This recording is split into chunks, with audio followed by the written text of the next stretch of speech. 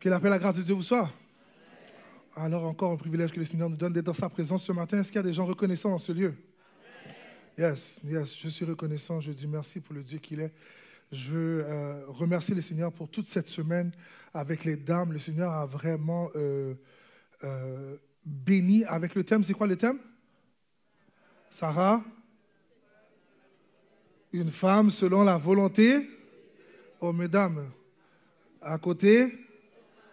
Ok, il y a eu plusieurs thèmes durant toute la semaine, mais le thème phare, c'était Sarah, une femme selon la volonté de Dieu. Mercredi, on a vu, la sœur Vicus nous a présenté Sarah, une femme selon la volonté de Dieu, à côté de son mari, n'est-ce pas? Jeudi, la sœur Isnis nous a présenté Sarah, une femme selon la volonté de Dieu, avec le sous-thème son rôle dans la volonté de Dieu, à côté de son mari. Ok? Vendredi, la sœur Hélène nous a présenté Sarah, une femme selon la volonté de Dieu, ses moments difficiles dans la volonté de Dieu à côté de son mari. Et samedi matin, sœur Elsie nous a présenté Sarah, une femme selon la volonté de Dieu, ses bénédictions dans la volonté de Dieu à côté de son mari. Est-ce qu'il y a des gens qui ont été bénis? Moi, personnellement, j'ai été grandement béni par le fait que le Seigneur a utilisé des femmes intelligentes, des femmes capables pour nous enseigner depuis mercredi, pour être enseignées, pour apprendre la parole ensemble. J'ai été vraiment béni par cela. Et j'aimerais dire à quelqu'un, si vous avez manqué une des conférences, vous avez manqué. C'est aussi simple que ça. Et vous savez, je parlais avec une conseillère très proche de moi, puis je lui disais, il y a tellement à revoir pour bien comprendre le thème de ce matin. Mais elle m'a dit, ben non, tu ne peux pas faire une récapitulation de tout ce que les gens ont manqué. Ils auraient dû être là. Après, elle me dit, tu sais, c'est comme à l'école, là. Si tu as manqué un cours, le professeur ne se met pas à refaire toute la matière pour une personne qui a manqué, là. Et puis c'est comme si le Seigneur me parlait. So, merci Tati. Où est-ce que tu es? Merci. C'est ma conseillère.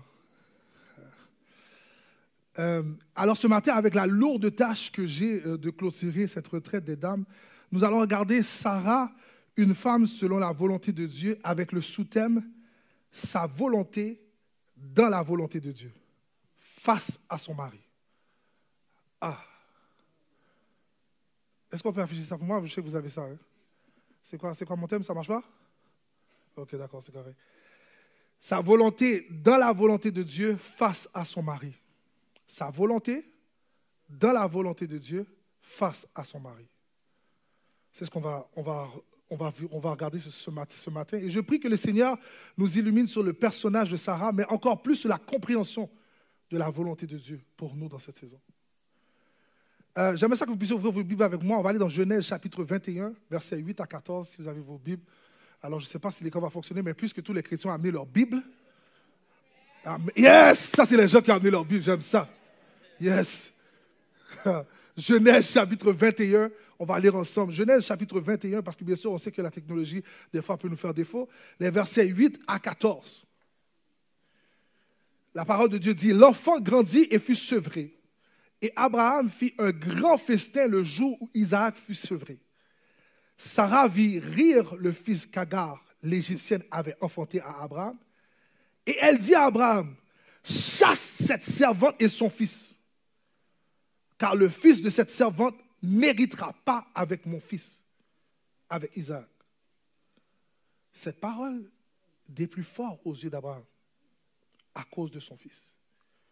Mais Dieu dit à Abraham, « Que cela ne déplaise pas à tes yeux, à cause de l'enfant et de ta servante. Accorde à Sarah tout ce qu'elle te demandera, car c'est d'Isaac que sortira une postérité qui te sera propre. Je ferai aussi une nation du fils de ta servante, car elle est ta postérité. » Abraham se leva de bon matin, il prit du pain et une outre d'eau, qu'il donna à Agar et plaça sur son épaule. Il lui remit aussi l'enfant et la renvoya. Elle s'en alla et s'égara dans le désert de Beersheba. Parole du Seigneur.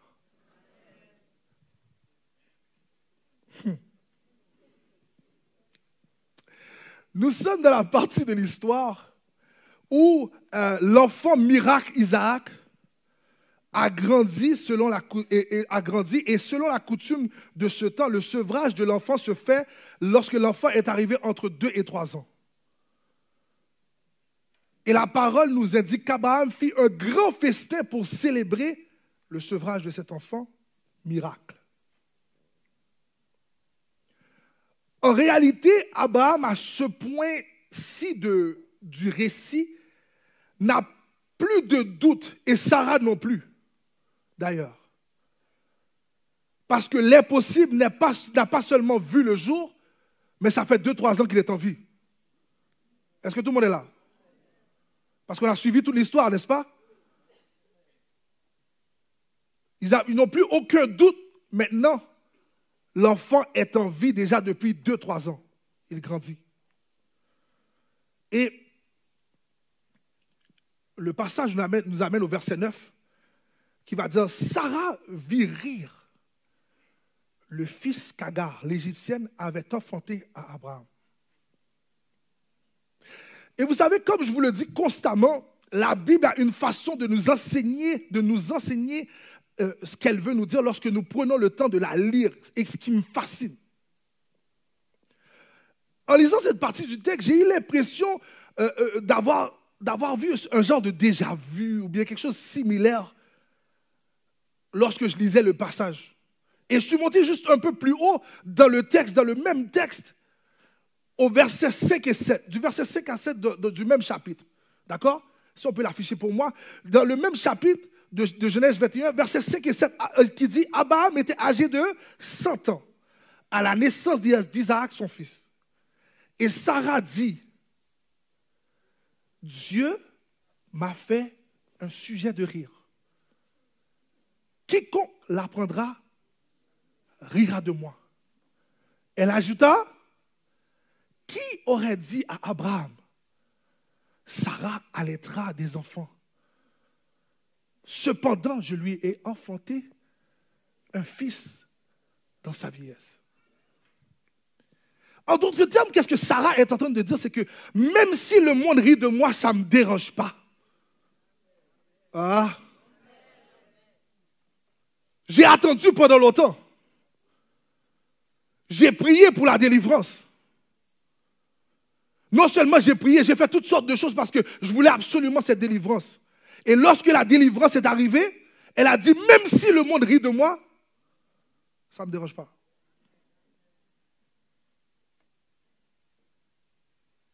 Et puis,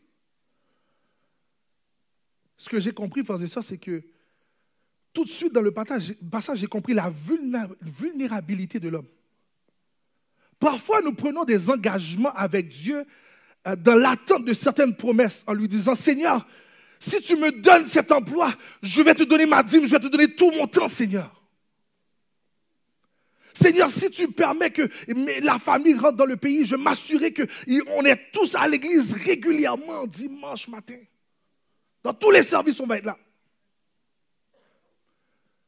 Et puis lorsqu'on arrive à la première opportunité de l'autre côté du miracle, on a oublié tout ce qu'on avait fait comme promesse. Est-ce que vous êtes là? Alors, Sarah va répondre au verset 10. Et on est tous ensemble. Vous me suivez? Okay, on est ensemble. Sarah va répondre au verset 10. Et elle dit à Abraham, quoi? Chasse. Mettez-le dehors. Chasse. Bye, dis-lui, au revoir. Chasse cette servante et son fils, car le fils de cette servante n'héritera pas avec mon fils, avec Isaac. Frères et sœurs, je ne vais pas vous mentir, j'ai été troublé par la réponse de Sarah pendant toute la semaine. Pendant tout le moment que je suis en train de réviser, le texte m'a troublé. Vous savez quoi? On parle de Sarah, une femme de foi. Cette belle femme de douceur. comment peut-elle arriver à ce point-ci où est-ce que, après que Dieu, le Seigneur, ait fait l'impossible, et même si Ismaël était en train de rire, parce qu'il y a des versions, selon les commentaires bibliques, qui disent que Ismaël riait de l'enfant comme s'il se moquait de l'enfant. Certains commentaires vont dire ça. D'autres disent qu'il était en train de jouer avec l'enfant. Mais il ne faut pas oublier, Ismaël a 17 ans. L'enfant a combien? 2-3 ans, je vous ai dit.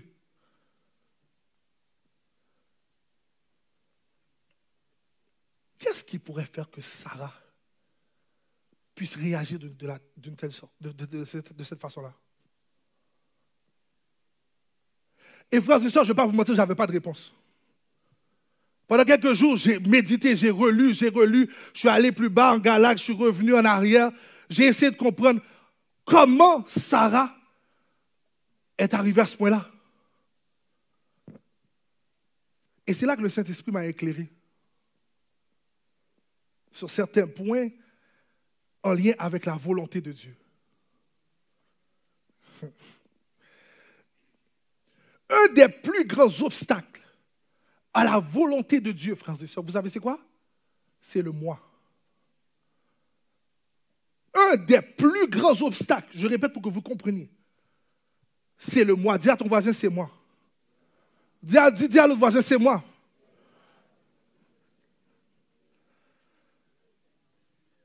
Un des plus grands obstacles à la volonté de Dieu, c'est nous. Sarah avait reçu tout en lien avec la promesse. Sarah avait tout reçu. Écoutez, si vous m'aviez dit que c'est Sarah qui répond quand il y a 25 ans, quand Abraham a reçu l'appel pour dire qu'il va être père de nation, et puis après 5 ans, elle n'a toujours pas d'enfant, je peux comprendre. Même si vous me disiez que c'est après que Abraham est allé délivrer l'eau, et puis Dieu a rencontré Abraham encore, puis il a donné une autre confirmation. Et puis Abraham, en bon mari, est retourné aller voir sa femme, dit, Sarah, écoute, Dieu m'a encore confirmé que je vais avoir un enfant, je vais avoir une postérité nombreuse. Si c'est ça à ce moment-là, je peux comprendre. Et même lorsque c'est au moment où Sarah réalise qu'elle est stérile et qu'elle décide elle-même d'envoyer sa servante, Agar, pour résoudre le problème. Et puis là, maintenant, la personne qu'elle a envoyée est devenue la fréquencité. Même à ce moment-là, tu pourrais dire, Pasteur Sam, j'aurais dit, je te comprends. Mais quand Dieu a fini d'accomplir la promesse, l'enfant est dans tes mains. Le miracle est réel. Et que tu as cette attitude-là, non, tu m'as perdu. Non. Je n'ai pas compris. Pour moi, ça ne faisait pas de sens. Je ne comprends pas la réaction. Et puis, permettez-moi d'aller un peu plus loin dans ma réflexion avec vous. D'accord? J'ai beaucoup médité sur le texte parce que j'ai essayé de vraiment comprendre d'où Abraham et Sarah, d'où ils venaient lorsqu'on est arrivé dans cette partie-là de l'histoire. Est-ce qu'on est ensemble? Et puis, j'ai réalisé quelques petites choses. Voici les constatations que j'ai faites. Premièrement, une des constatations que j'ai faites, c'est que Abraham était un bon mari. Ah, vous ne dites pas Amen? C'est étonnant, hein, quand on dit une bonne femme, tout le monde dit Amen! Mais quand on dit le bon mari, tout le monde est silencieux. Tout le monde est silencieux. Des fois, même moi, j'ai des discussions avec Tatiana, je dis, moi, je suis un bon mari, moi. Ah! Et puis, parce que ça, pourquoi tu dis un bon mari? Abraham, c'est un homme obéissant. Abraham, Dieu lui a dit, prends tes paquets, prends tout ce que tu as, lève-toi, va. Je te dirai où tu vas. Abraham, bon obéissant, a dit à tout le monde, Tout le monde, paquet. On y va, on s'en va. On va où? Je ne sais pas, Dieu m'a dit, on se lève. Et puis tout le monde s'est levé. Il se lève avec toute sa famille depuis chapitre 12. Je vais même aller pour dire que l'obéissance d'Abraham a été le moteur de développement de sa grande foi. Je vais répéter pour que vous compreniez ce que je veux dire. L'obéissance d'Abraham a été le moteur pour développer sa grande foi. Parce que je crois que tout au long du parcours d'Abraham, sa foi est devenue plus forte. Parce que vous savez, la foi, lorsque vous l'exercez à chaque opportunité, elle devient de plus en plus forte. Mais son obéissance a été le moteur pour développer sa grande foi. Vous savez une autre chose que j'ai réalisé qu'Abraham était? Abraham était un homme de bonne gestion. Abraham était un homme de bonne gestion. Pourquoi tu dis ça, Pasteur Sam? Depuis son départ de Charan, on te dit à chaque fois que Abraham voyage avec sa famille, ses brebis, ses biens, tout le monde on bouge ensemble. Est-ce que vous êtes là? Quand il se prépare à arriver en Égypte, et puis il fait le pacte avec sa femme, Sarah.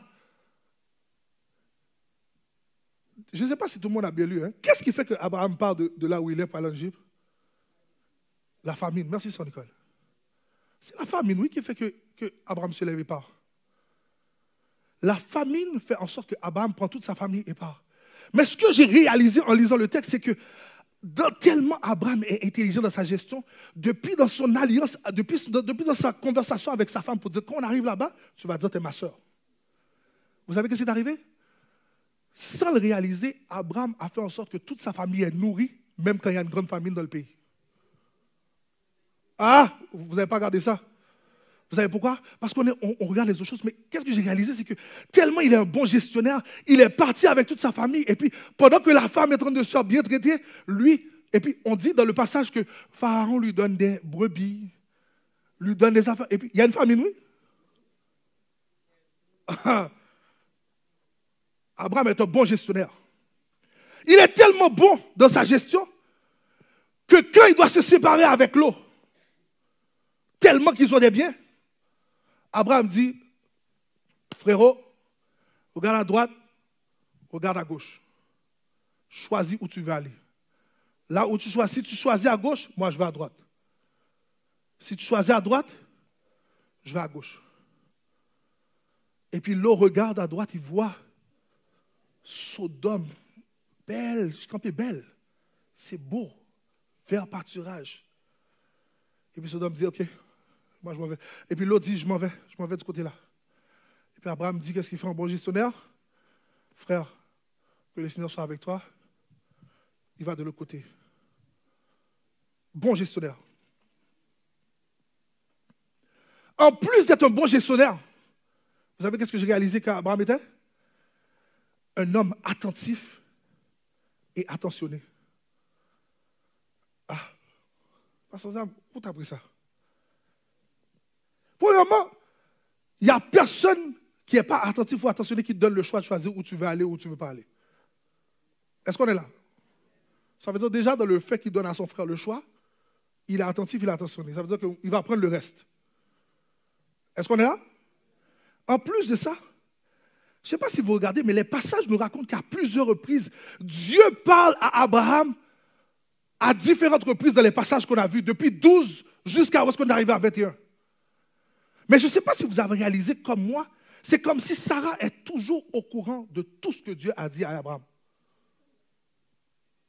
Ah, vous n'avez pas lu, les amis? Vous n'étiez pas là? Dans les différents passages qu'on a lus, vous n'avez pas réalisé ça?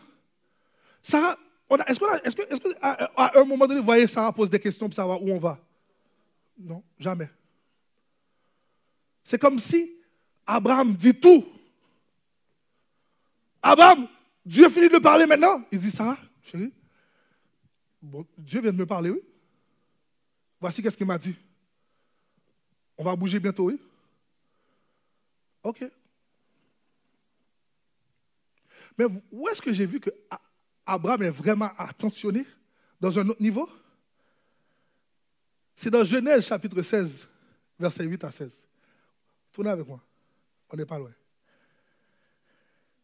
Verset 8 à 16, ça dit, il dit, Agar, servant de Saraï, d'où viens-tu? Où vas-tu? Elle répondit, je fuis loin de Saraï, ma maîtresse. L'ange de l'Éternel lui dit, retourne vers ta maîtresse et humilie-toi sous sa main. L'ange de l'Éternel lui dit, je multiplierai ta postérité et elle sera si nombreuse qu'on ne pourra la compter. L'ange de l'Éternel lui dit, voici tu es enceinte et tu enfanteras un fils à qui tu donneras le nom d'Ismaël, car l'Éternel t'a entendu dans ton affliction. Il sera comme un âne sauvage, sa main sera contre tous et la main de tous sera contre lui. Et il habitera en face de tous ses frères. Elle appela Ata El-Roi le nom de l'Éternel qu'il avait parlé, car elle dit, ai-je rien vu ici après qu'il m'a vu? C'est pourquoi on a appelé ce puits le puits de la Caïroï. Il est entre Kadès et Barène. Agar enfanta un fils à Abraham. Et Abraham donna le nom d'Ismaël au fils qu'Agar lui enfanta. Abraham était âgé de 86 ans lorsqu'Agar enfanta Ismaël à Abraham. Frères et sœurs, garde le texte pour moi là. Je vais vous poser quelques questions. À qui l'ange de l'Éternel a parlé? À Agar. Comment il a dit à Agar qu'il doit appeler l'enfant? Comment le verset 15 dit Abraham a nommé l'enfant Ismaël? Comment il sait? Hein? Agar lui a dit. Mais attends une minute. Ce n'est pas la Agar que Saraï vient de chasser, l'a mis dehors de chez elle. Et puis Dieu a été lui parler là-bas dans le désert. Et puis Agar est revenu. Et puis Agar a été dire à Abraham, Dieu m'a dit, tu dois appeler l'enfant. Parce que dans ce temps-là, ce n'est pas les femmes qui donnaient le nom. C'est toujours le patriarche de la maison qui donne le nom. Est-ce que vous êtes là? Ça veut dire que, quelque part, Agar, celle qui a été chassée de la maison par la femme de Abraham, par Saraï, est en train d'avoir une conversation avec le même Abraham pour lui dire, Jésus m'a dit d'appeler l'enfant Ismaël. Maintenant, j'aimerais savoir combien d'hommes auraient appelé l'enfant Ismaël ici. Après qu'Agar a fini de te donner le nom. Quand tu sais que ta femme a fini de la chasser, à l'envoyer de l'autre bord. Ah! Tu ne vas jamais lui dire. Tu vas dire, oui, j'ai une inspiration. Mais tu ne vas jamais lui dire, c'est Agar qui a donné le nom. Ah, je vous ai dit, je ne sais pas comment vous regardez Abraham, mais Abraham est attentionné, oui. Ah, vous n'êtes pas là avec moi. Vous me regardez bizarrement.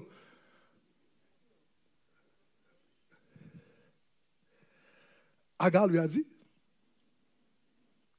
Et puis, quand je regarde Saraï, j'ai compris que Saraï avait tout. Saraï avait... Qu'est-ce que je dis, pasteur Sam? Premièrement, Saraï avait une beauté sans équivoque. Une beauté sans équivoque. Elle dit que quand elle passe, tout le monde s'arrête.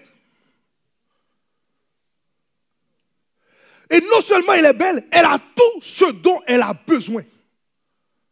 Je sais qu'on a parlé qu'elle a beaucoup bougé, n'est-ce pas?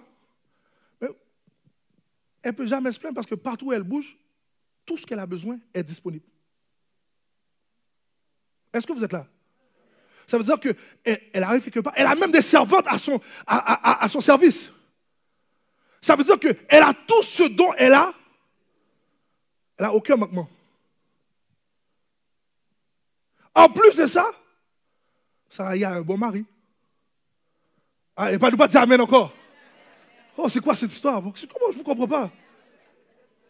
Comme si ce n'est pas une bonne chose. Oh! Il faut commencer là. Oh, c'est parce que c'est la retraite des femmes, personne ne veut pas dire amen pour le bon mari. Oh, c'est quoi ça? Ça complète l'affaire, oui? Ah, je reviens sur vous, c'est pas grave. un homme de foi, attentionné. Ça ne court pas dans les rues de nos jours. Ça ne courait pas dans le temps là-bas, ça ne court pas non plus aujourd'hui. Grâce à Dieu, Dieu a rempli cette place d'homme de foi et d'homme bien intentionné. Alléluia. À venir déjà là, sur le point de changer, gloire à Dieu. Mais vous savez ce que j'ai réalisé, une autre chose que j'ai réalisé de Saraï, c'est que Saraï est la bosse. Ah, et bien, maintenant, vous voulez dire Amen. Maintenant, vous allez dire Amen. Ah, mesdames, j'ai prié pour vous, oui? Saraï est la bosse. Pourquoi tu dis ça, Pasteur Sam? Partout où Abraham et Saraï rentrent, les yeux sont sur qui? Saraï. Sans équivoque. Abraham sait tellement que sa femme est belle. Il est obligé de faire un complot avec elle depuis avant d'entrer dans les portes d'Égypte. Saraï, chérie, tu sais, j'aimerais qu'on vive longtemps ensemble. Et pour que ça arrive, chérie, il faut vraiment que tu dises aux gens, t'es ma soeur. Parce que sinon, il n'y a plus de moi et toi. Et puis Sarah dit, ok chérie. Mais, non seulement elle est belle sans équivoque, c'est que partout où elle passe, même quand elle arrive devant les Philistins, oh, si ça arrive à Égypte, tu peux dire c'est une fois, ça veut dire les Égyptiens ont un penchant pour Saraï? Non? Saraï est arrivé chez les Philistins, oh, les Philistins ont trouvé un moyen, pap, ils ont pris Saraï. Tellement elle est belle.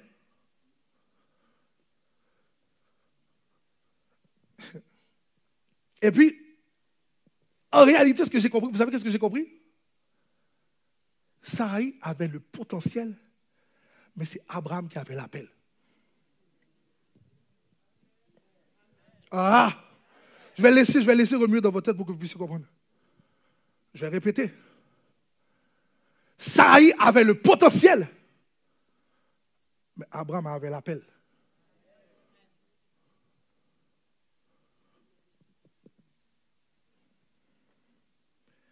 Devant les hommes, c'était inexcusable. Depuis que tu vois les deux, tu vois toujours Saraï avant.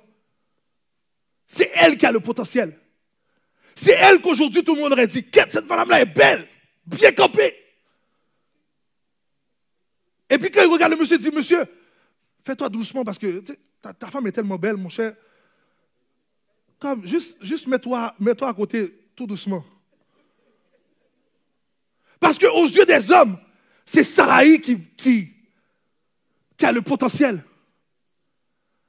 Mais la personne qui est en train de communiquer avec Dieu chaque jour, ah!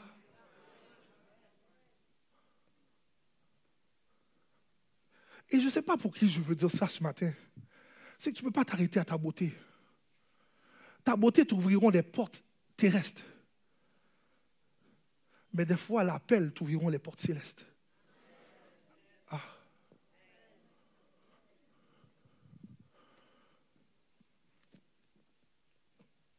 Et vous savez qu'est-ce qui m'a encore le plus fasciné chez Saraï? C'est que Saraï est une bosse soumise. Ah! C'est une bosse soumise.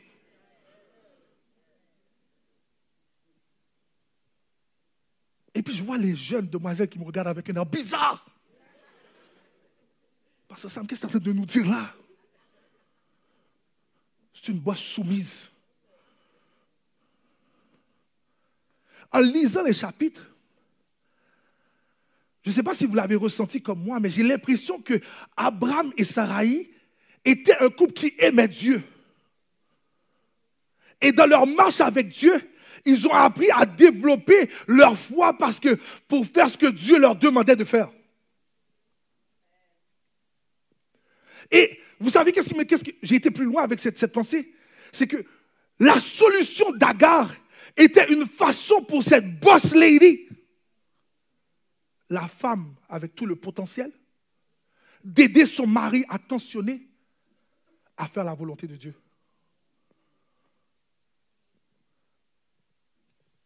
Qu'est-ce que tu veux dire par ça? C'est que j'ai l'impression que dans leur foi ensemble, dans leur marche ensemble, ils s'apprécient tellement que Sarai veut aider Abraham à rester dans la volonté de Dieu. Et puis lorsque le message est venu vers elle, elle a réalisé que la stérilité l'empêche de donner à Abraham ce qu'elle a besoin. Et puis elle va chercher une solution pour aider son mari à rester dans la volonté de Dieu. Je sais que ça a de l'air bizarre pour beaucoup d'entre vous.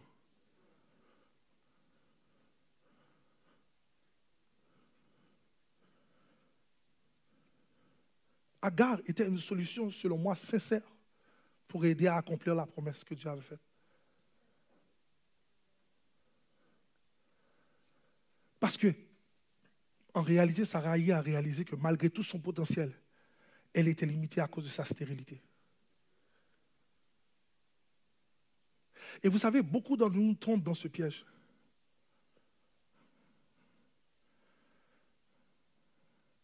Celui de vouloir aider Dieu. Face à la promesse que nous avons reçue, on commence à essayer de trouver des solutions sans que Dieu nous a demandé pour pouvoir accomplir le plan ou la promesse que Dieu nous avait donnée.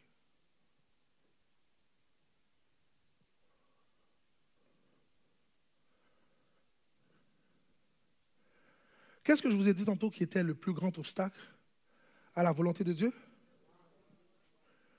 Le moi. Vous aimez le Seigneur. Vous donnez corps et âme. Mais parce que vos yeux sont fixés sur votre stérilité, votre incapacité de pouvoir répondre, peu importe ce que ces choses-là pourraient représenter, à cause de votre perspective, vous vous mettez à aider Dieu avec toutes sortes de solutions pour exécuter la promesse qu'il vous a faite. Seigneur, plus d'heures. Un autre emploi, Seigneur. Seigneur, tu nous as promis la maison. Ça veut dire que forcément, je dois travailler un peu plus. Seigneur, je sais que le potentiel que tu as mis en moi, mais maintenant j'ai des enfants, Seigneur. C'est impossible pour moi de retourner à l'école.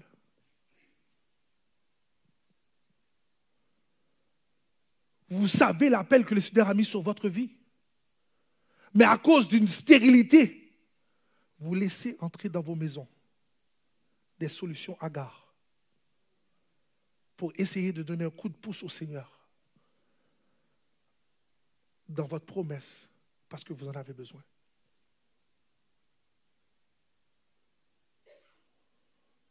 Et j'aimerais que vous compreniez quelque chose. Ce que je suis en train de vous dire, c'est une parole pour moi autant qu'elle est pour vous. Parce que trop souvent, on dit oui, on fait confiance à Dieu. On est sur notre téléphone en train de chercher une option B, C, D, E, F.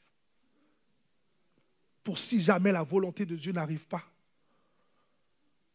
on n'est pas mal pris. Solution Agar.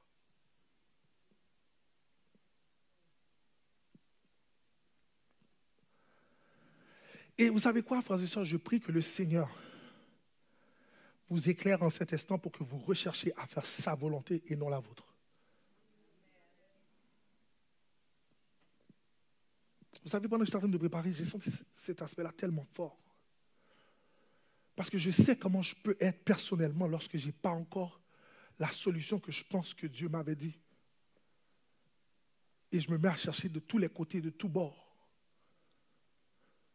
Des fois, je suis prêt à m'endetter. Vous savez, je vais parler de moi parce que je sais que tout le monde ici, tout le monde, leurs choses vont bien. Alors, je peux parler pour moi.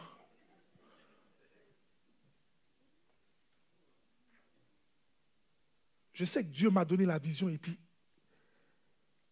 je suis en train de chercher des solutions C, D, E, F, G. Des fois, je suis rendu jusqu'à Z. Puis là, je dis, Seigneur, tu m'as oublié. Et puis le Seigneur me fait rappeler. Est-ce que j'ai fini de parler?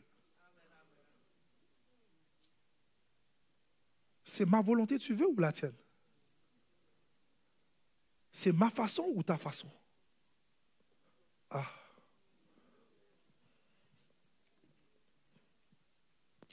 Et vous savez, là où je suis, je peux déjà entendre ma femme qui va me parler dans l'auto en rentrant à la maison.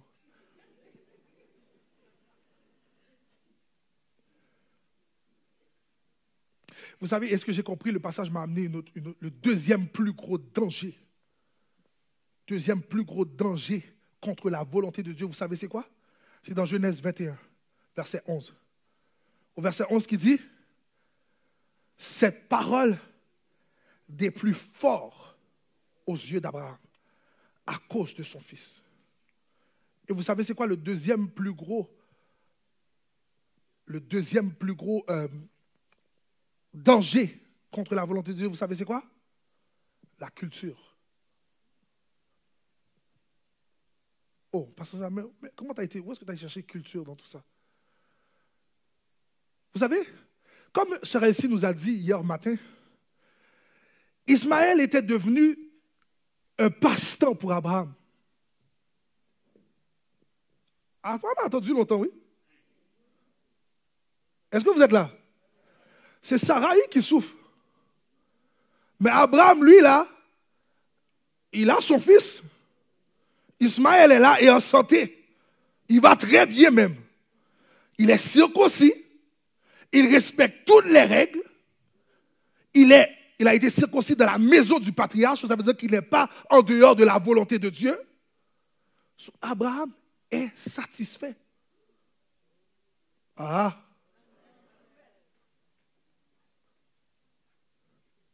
Abraham a son passe-temps. Maintenant, quand Sarai va lui dire, chasse l'enfant d'ici. Hey! Chasse qui ça? Chasse quoi? Chasse qui? Ismaël? Et puis qu'est-ce que le verset dit? La parole des plus forts. Ça, c'est une façon gentille de dire Abraham fâché. Abraham est fâché.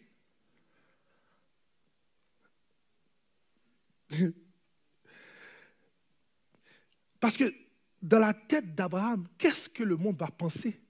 L'enfant n'est pas malade. L'enfant n'a aucun problème. Il a été fait dans les règles, de l'or, du temps. De quoi ça va avoir de l'air si je mets l'enfant? Je ne peux pas juste lancer l'enfant dehors. On a dit, Abraham, c'est un père attentionné. C'est un père qui aime. Qu'est-ce que le monde va penser si je mets l'enfant dehors?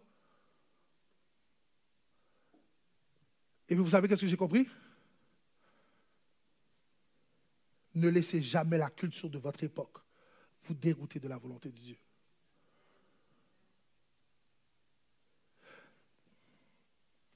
Mesdames,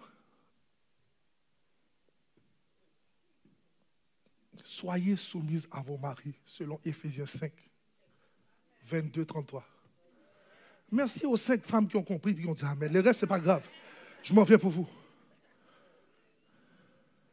Vous savez, encore aujourd'hui, il y a un inconfort lorsqu'on parle de femmes soumises. D'ailleurs, on le ressent présentement dans la salle. On peut entendre une mouche voler.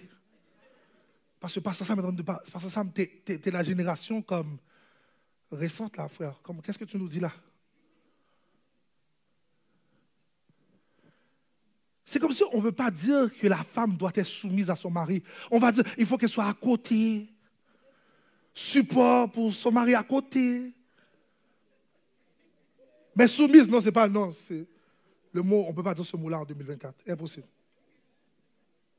Mais attends, qu'est-ce que Éphésiens 5, verset 22 à 25 dit? Qu'est-ce que ça dit? Parce que Sarani a lu aussi au début du service un autre passage. Mais moi, j'ai choisi Éphésiens 5. Ça veut dire que la Bible ne prend pas juste un passage, non? Tu vas dire que ce n'est pas une erreur d'un passage. Ah, ok, parce que je sais, je vous attends. Mais c'est pas ça, ça c'est juste une fois la Bible a dit ça. Non, ce n'est pas vrai. Qu'est-ce que Éphésiens 5, 22, 25 dit? Femme. Non, vous savez, on va faire un exercice ensemble. On va le lire ensemble. J'ai l'impression que peut-être vous allez dire c'est moi que je mens. Alors, Éphésiens, c'est de la parole de Dieu, ça vient dans le livre, dans le Nouveau Testament, chapitre 5, le verset 22. Qu'est-ce que ça dit?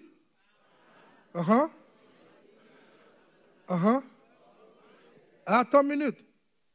Oui. Parce que ça m'a gâté la farine. Ok, mais on continue. 23. Oui. Quoi? Et puis après? Oh, attends, Seigneur, t'as ajouté une phrase comme Christ est le chef de l'Église en plus. Okay, ça va mal. Après? Et qui est le sauveur, ok?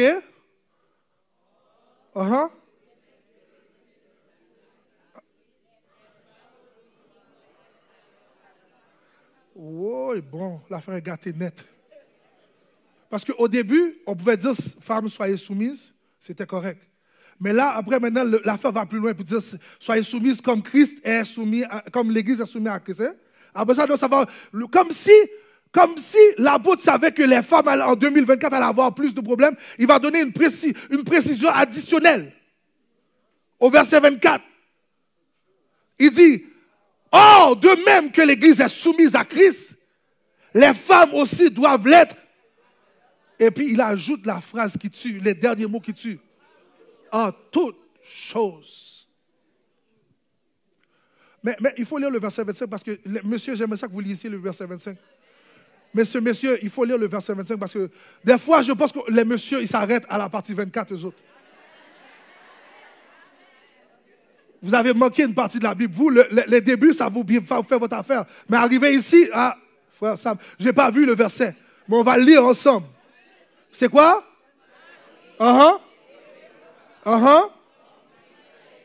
Attends, est-ce qu'on parle de Christ qui a donné sa vie pour l'Église? Oh, waouh. Et puis après, ça donne une précision qu'il y a?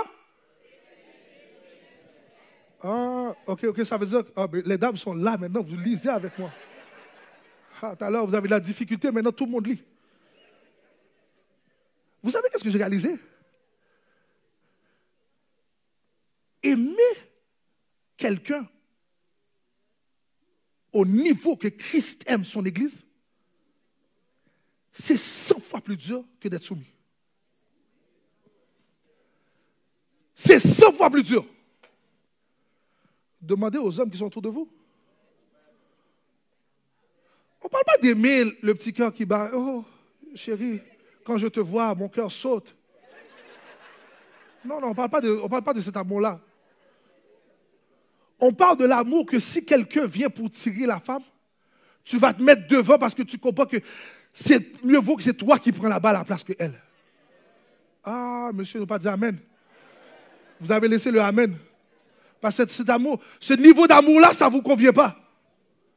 L'amour où est-ce que je réponds à tes besoins, c'est bon. Mais l'amour de me donner pour toi, chérie, je ne sais pas. Et c'est pour ça que je vois que je réalise souvent qu'on a une mauvaise compréhension de la parole.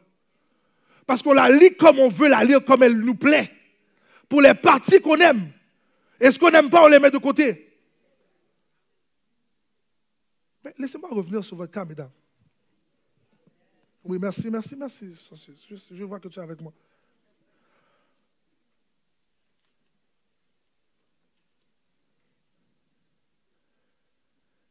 Soyez soumises. Comme l'Église est soumise à Christ. La soumission n'est pas une punition. Et certainement pas une opportunité pour être abusée. La soumission vous est demandée comme c'est le cas pour l'homme qui doit être soumis à Dieu. Et en retour, il a la responsabilité de vous démontrer un amour quoi? Sacrificiel. Qui est aussi complexe dans les temps qui courent. Mais on ne peut pas écouter la culture d'aujourd'hui qui nous dépeint la soumission comme un rabaissement des femmes. Quand la Bible vous élève lorsque vous êtes soumise. Est-ce que vous êtes là, frères et sœurs? La culture va toujours aller à contre-courant de la volonté de Dieu. J'aimerais que les chrétiens m'écoutent. La culture dans laquelle vous vivez va toujours aller à contre-courant de la volonté de Dieu pour vous. Parce que la culture d'aujourd'hui veut laisser tout ce qui est biblique pour vous amener dans ce qui est mondain. Pour vous faire comprendre que vous pouvez commencer une relation aujourd'hui et la terminer demain parce que ça ne vous tente plus. Comme si l'institution du mariage n'est pas sacrée.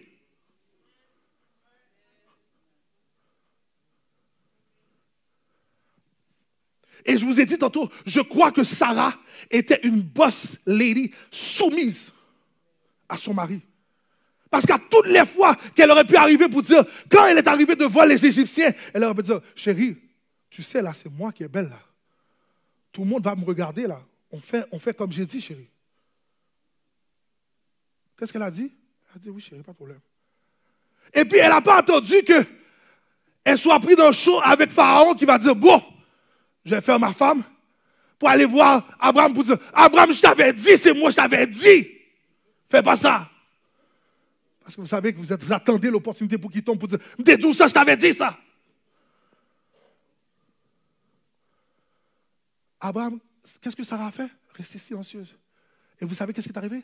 Dans sa soumission, Dieu est toujours venu les surmonter de la situation.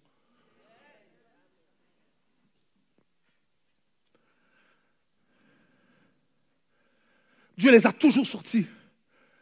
Je crois fermement que dans la soumission de la femme à son mari qui dirige avec amour et qui donne à Dieu la plus grande place, ça donne une plus grande place à Dieu d'intervenir pour que sa volonté s'accomplisse. Là, comme je l'ai dit tantôt, je regarde. Il n'y a pas qu'une jeune fille qui me regarde avec un air bizarre.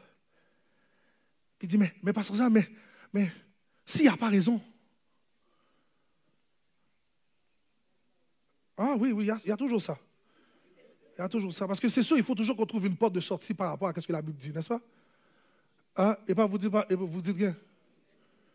Oui, mais Seigneur, tu sais qu'il va faire une erreur. Ah non, toi, tu ne fais pas d'erreur. Toi, tu es parfaite.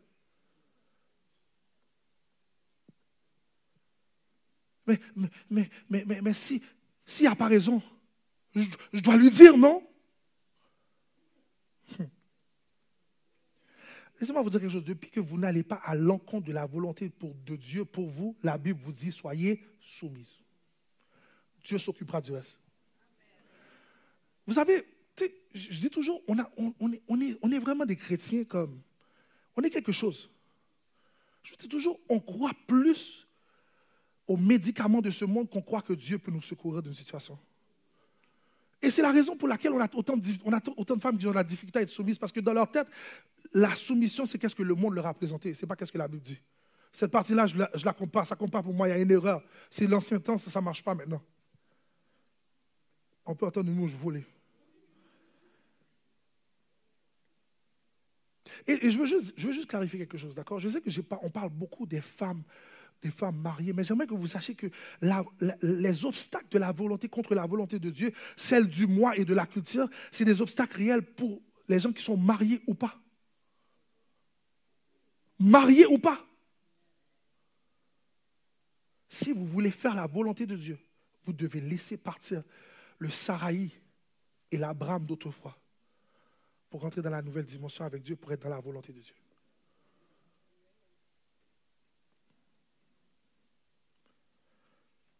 Et puis, frères et sœurs, c'est là le moment que le Seigneur m'a fait voir comment cette histoire d'une autre façon. La révélation du texte pour moi, c'est au moment dans l'histoire que le Saint-Esprit m'a fait comprendre que tout ce temps-là, j'étais en train de regarder la mauvaise chose et de m'attarder sur la réponse et la réaction de Sarah pour essayer de comprendre qu'est-ce qui s'était passé.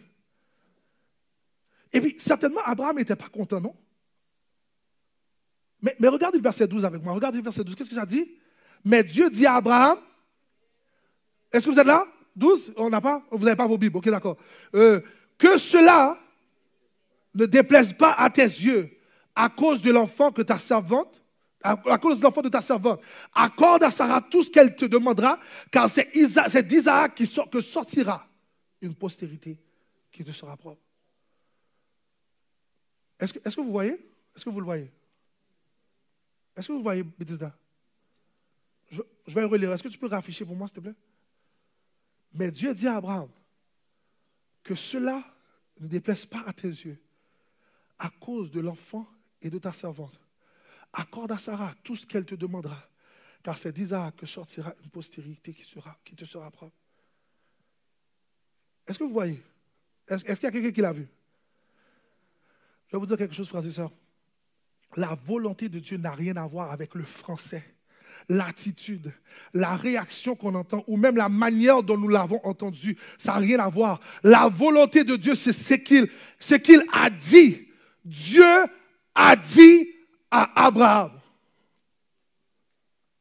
Ah! Quand le Seigneur m'a fait comprendre ça, j'étais à terre. Dieu a dit à Abraham. Est-ce que vous le voyez, petit ça? Ça n'a rien à voir avec la réaction de la personne. Attendez, je vais vous faire comprendre mieux. Vous savez ce que le Seigneur m'a fait comprendre? Dieu m'a fait comprendre. Si j'ai changé le nom d'Abraham à 99 ans pour renouveler ma promesse, pour donner à Abraham. Si j'ai changé le nom de Sarai pour donner Sarah à 86 ans. Si j'ai changé la stérilité de Sarah pour en faire une postérité à un âge où elle ne pensait même pas qu'elle aurait les émotions pour faire un enfant, voir le système reproductif. J'ai le droit d'utiliser la faiblesse de Sarah, qui est la peur de Sarai, pour exécuter ma volonté. Ah, vous n'avez pas compris, vous n'avez pas compris. Vous n'avez pas compris.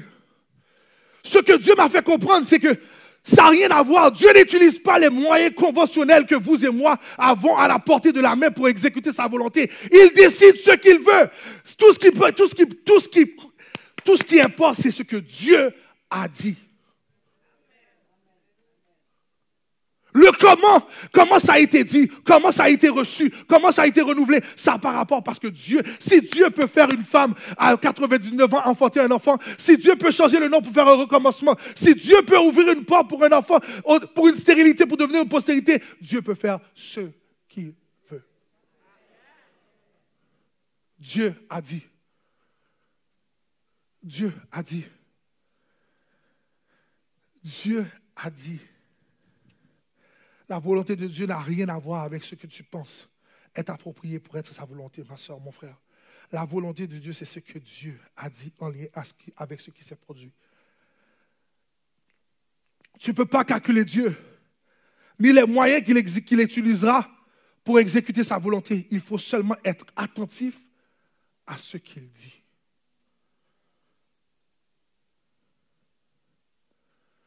Et ce qui m'amène à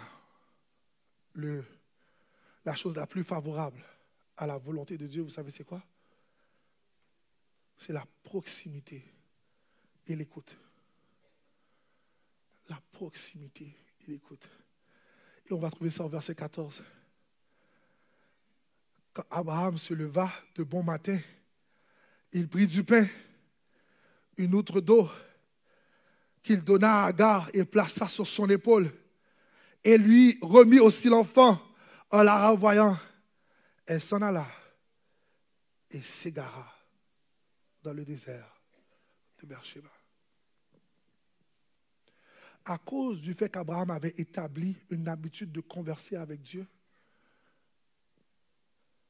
il a développé une proximité avec Dieu qui fait en sorte que même si Abraham était fâché au fait que Sarai lui avait dit « chasse l'enfant », le fait que Dieu a dit, Abraham, Ismaël n'est pas ce que j'ai prévu pour toi. Laisse-le partir. Je vais m'occuper de lui. Mais ta postérité, ta promesse, ne vient pas dans la saison de Sarai et Abraham. Elle vient dans la saison de Sarah et Abraham.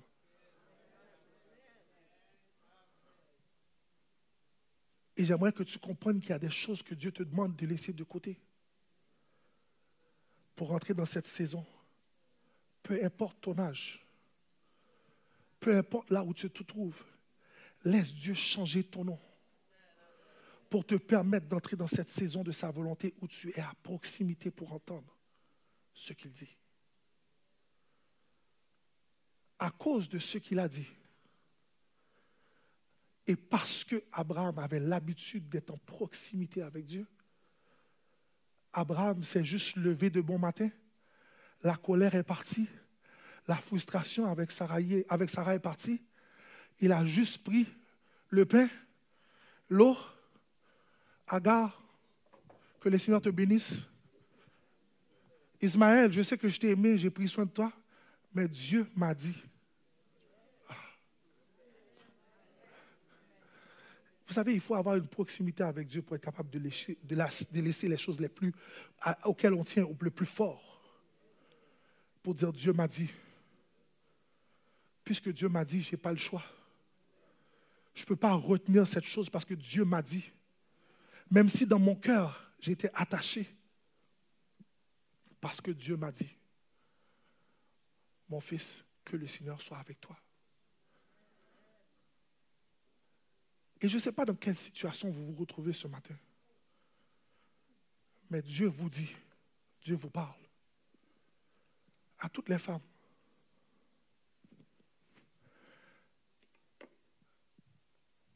Et là, j'avais un exemple, mais je vais laisser tomber mon exemple. Je vais dire, la dernière fois que j'ai fait un exemple, j'ai encore des répercussions de cet exemple, parce que malheureusement, des cœurs se sont laissés emporter par un vent de comparaison à la place de comprendre ce que je voulais vraiment dire. Et j'ai réalisé que Sœur Marthe reçoit un châtiment quelconque, parce que Pasteur Sam, elle va parler du riz de Sœur Marthe. Mais si je demande aux gens c'était quoi l'exemple que j'ai donné, les gens n'ont aucune idée. Parce qu'ils sont attachés à l'histoire de Pasteur Sam qui a dit qu'il aimait le riz de Sœur Marthe. Mais ils ont oublié le but de l'exemple qui était de suivre l'excellence pour devenir meilleur. Parce que vous savez, nos cœurs sont attachés à ce que l'homme voit. Et je prie que le Seigneur restaure nos cœurs pour arrêter de se comparer avec nos frères et nos sœurs. Pour que lorsque tu gagnes, je gagne aussi. Pour lorsque tu grandis, je grandis aussi. Pour lorsque tu fais des belles choses, je fais des belles choses aussi. Et lorsque tu arrives au top, je suis là pour frapper mes mains pour dire gloire à Dieu parce que c'est mon frère, ma sœur qui a travaillé et je l'ai vu arriver là. Arrêtez de vous comparer. Même en joke, Dieu sait votre cœur. Parce que Dieu a vu le corps de Saraï, même quand il était dans la tente, en dedans, en train de rire, caché. Elle riait dans son cœur. Alors tu penses que Dieu n'entend pas ton cœur? Parce que tu te souviens que Pasteur Sam m'a parlé du riz de Sœur Marthe. Frères et sœurs, soyons des chrétiens qui aiment le Seigneur pour de vrai. Arrêtons de faire un show. Arrêtons de vouloir impressionner les gens. Cherchons à impressionner notre Dieu, le Dieu Tout-Puissant. À faire sa volonté. Frères et sœurs, je ne sais pas pourquoi, c'est comme si ce message-là, cette saison-là, Pasteur Frisbert, je remercie le Seigneur pour l'onction qu'il met sur notre berger pour être capable d'entendre ce type de choses-là qui fait en sorte qu'une église complète peut être connectée avec Dieu dans une saison où est-ce qu'on comprend qu'on doit absolument faire la volonté de Dieu et se détourner de la volonté du monde. Ça prend un leader connecté.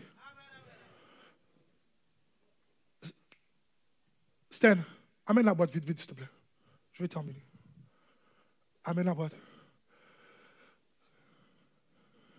Frères et sœurs, musiciens, vous pouvez revenir. Cherchons à rester connectés. Frères et sœurs, Sarah m'a montré quelque chose que je n'avais jamais vu.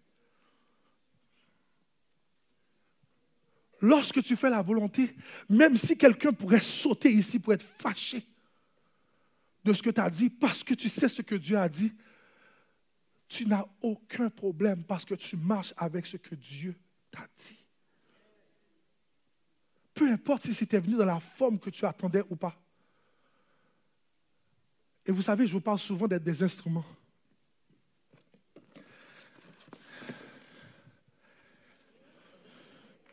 Est-ce que vous savez c'est quoi ça ici? Il y a des gens qui ont dit j'ai besoin de ça dans mon loto.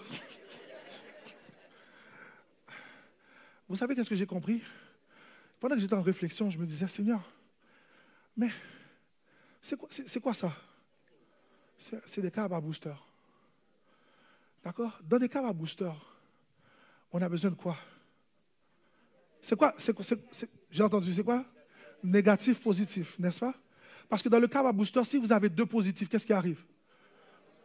À la place d'aider la machine va exploser sur vous. Essayez pour voir, vous allez voir. Non, essayez pas, essayez pas. Essayez pas. Mais vous savez qu'est-ce que j'ai compris? C'est comme si lorsque le Seigneur vous appelle dans un mariage, pour pouvoir avoir l'effet que vous devez avoir, il vous demande de vous mettre avec la bonne personne pour qu'il y ait un positif et un négatif. Parce qu'à la fin de la journée, pour pouvoir exécuter le plan qu'il a pour vous, il faut que vous soyez... Il ne peut pas avoir de positif. Ça veut dire que lorsque je comprends mon rôle en tant que négatif, tu comprends ton rôle en tant que positif, on peut faire ce que le Seigneur a planifié avec nous. Mais vous savez qu'est-ce que j'ai compris encore plus lorsque je pensais au Kava Booster? C'est que, au point où est-ce qu'ils sont, est-ce qu'ils servent à quelque chose maintenant? Absolument rien. Parce que même si présentement, je les touche ensemble, aucune réaction, parce que vous savez quoi? Ils ne sont pas connectés à la source. Parce que, vous savez, lorsque vous êtes connecté à la source,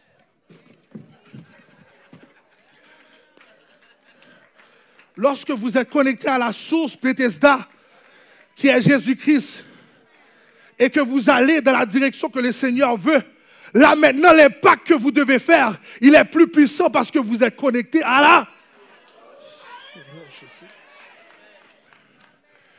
Arrêtez de chercher à vous connecter à l'homme ou à la femme parfaite autour de vous. Cherchez Jésus-Christ pour qu'au moment où est-ce que vous êtes... C'est pour ça qu'on parle de choisir la bonne personne. Parce que si vous ne choisissez pas la bonne personne, vous risquez de vous retrouver dans un mariage, un fil qui est plus bon. Un fil qui n'a aucune utilité parce que quand on te met ensemble, un fil patché, un fil positif ou positif, il n'y a plus de tête. On ne sait pas si tu es positif, on ne sait pas si tu es négatif parce que vous êtes dans la mauvaise combinaison. Et ce que le Seigneur veut de Bethesda aujourd'hui, c'est qu'il veut avoir des instruments pour que l'instrument seul ne fait rien, mais connecté à la source, elle est toute sa puissance. Bethesda, arrêtons de faire un spectacle. Soyons des hommes et des femmes de Dieu qui sont connectés à Jésus-Christ pour que lorsque le Seigneur nous envoie en mission avec le partenaire qu'il a choisi pour toi, la personne qu'il a choisi pour toi, les vents et marées peuvent arriver. Vous savez qu'est-ce que j'ai compris d'une batterie? C'est que plus la voiture est grosse, plus la source a. Qu'est-ce qui arrive? Si j'essaie de charger un camion avec ça, qu'est-ce que vous pensez qui va arriver? Ça ne va rien faire. Il y a certains problèmes qui vont arriver dans votre mariage. Si ce n'est pas la batterie du Saint-Esprit, vous n'allez rien pouvoir faire.